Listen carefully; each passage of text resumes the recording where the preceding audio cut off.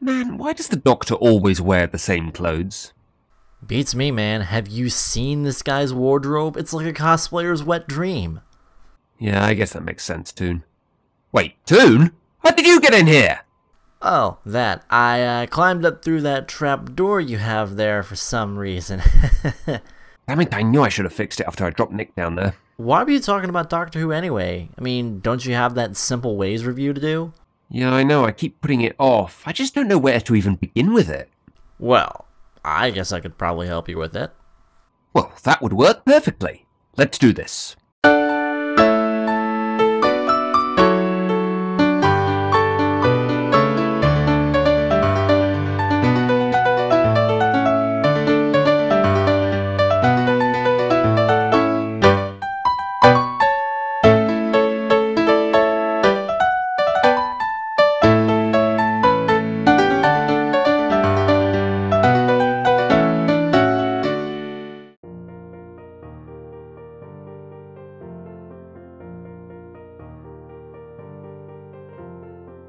This is really only the second time I've ever had no idea how I felt about an episode after I finished watching it for the first time.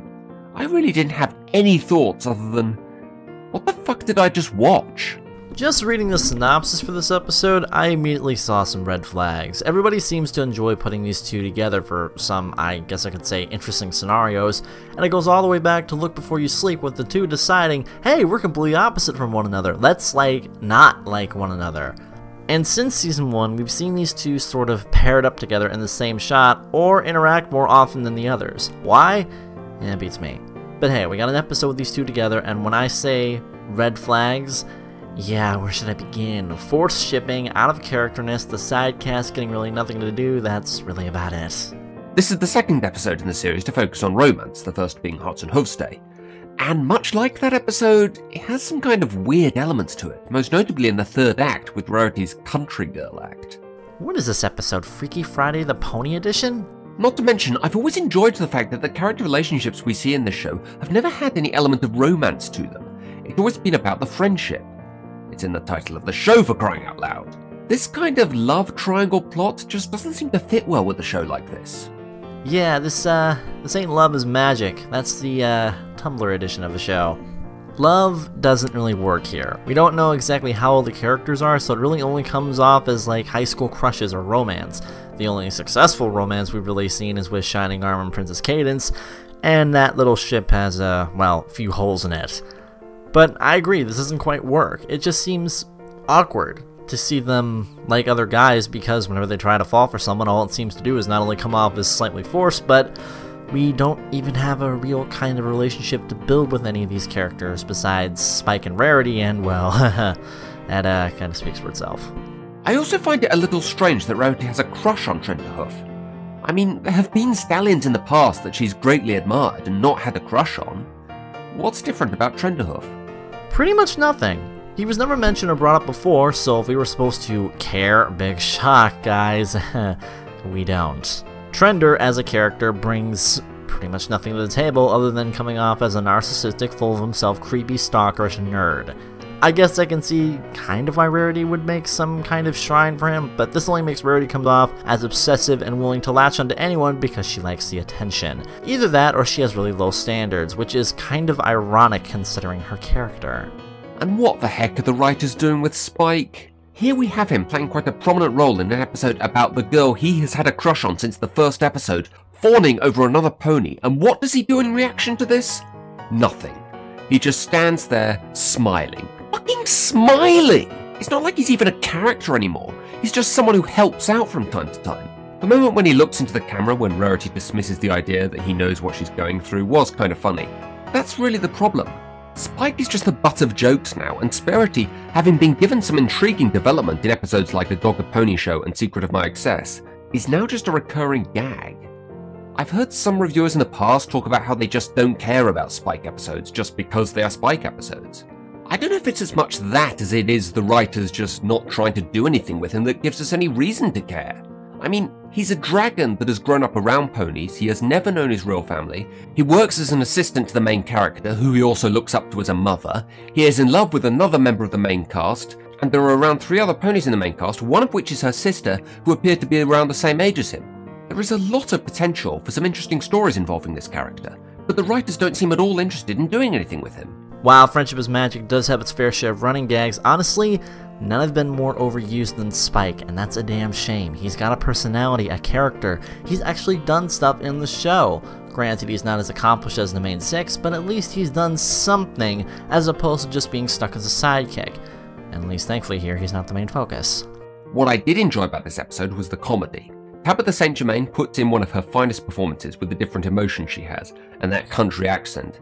The way she keeps slipping in and out of it was hilarious. There were, however, some weird moments, like those slow motion shots of Applejack and the back and forth they had during their role reversal scene. I don't know if these scenes are supposed to be funny because of how strange they are, but to me they just came across as awkward. I actually found it kinda humorous. It was an interesting idea to snap Rarity out of what was going on. Even though Applejack was confused as to what was going on as well, she still played along with it. I think it was neat too with the way they were able to make fun of themselves and realize truly who they are. I never thought I'd see Applejack in an odd dress like that or doing a duck face. That seems to be the new thing now. For Applejack, she really had no idea what was going on, but she seemed to have no problem doing what was necessary to set things right, and that's why I like Applejack so much. Or at least one of the reasons. The ending to me is a good lesson about not trying to be something you're not, but it seems to me like there are more subtle ways they could have told it. It's pretty obvious from the moment you see Country Girl Rarity that this is not the right way to go about achieving anything. And of all the characters you could have had learn the lesson that you shouldn't try to be something you're not, why is it the one that seems to have the most confidence in who they are and what others think of them? Well, honestly, you could have seen it coming from a mile away. But it was amusing to see the twists and turns that happened. I honestly hope we don't have to see any more of Trender because other than being a plot device, he will quickly be forgotten just like the other one-offs. I think that just about covers everything. So what did you think overall? Okay, I'll admit, even though this episode kinda bugged me at some points, I still found it to be enjoyable. I'd go even so far as to say it was a guilty pleasure for me. I realized that Littlest Pet Shop did something similar to what this episode went with in terms of the basic story and plot, and honestly, at best, this episode created a lot of memes for the fans to soak up, including, some scenes which may or may not fuel the cloppers too. Despite that though, this is an interesting episode that delved into the chemistry between our favorite Southern Belle and Drama Queen. It doesn't always work, but when it does, you can usually notice, so I give this episode a 7 out of 10 droopy drawers. As for me, this episode certainly made me laugh a lot, though I'm not sure how much of that was to do with it being genuinely funny and how much of it was to do with the weirdness and stupidity of it all. The basic plot just doesn't seem to fit well with a show like this, and it's been done a lot better in other shows. Trenderhoff isn't really a character that I've warmed up to very much, and I would be perfectly happy if we never saw him again. However, I did like the relationship of Rarity and Applejack in this episode, and they were both a lot of fun to watch. It was an enjoyable enough episode, I just don't think the writing was as solid as it could have been. Well, I guess that's about does it for me, so I'll be off. No, do wait! Whoa! Yeah, I probably should have said it's a little windy round here at the moment.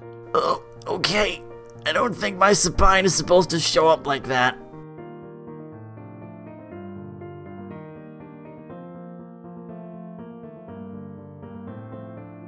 Well, thanks for watching the review, guys. Go subscribe to Toon Kritic if you haven't already. Link is in the description.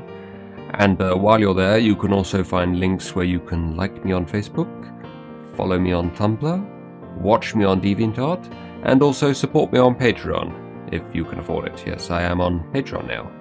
So, links in the description, guys. Go check them out.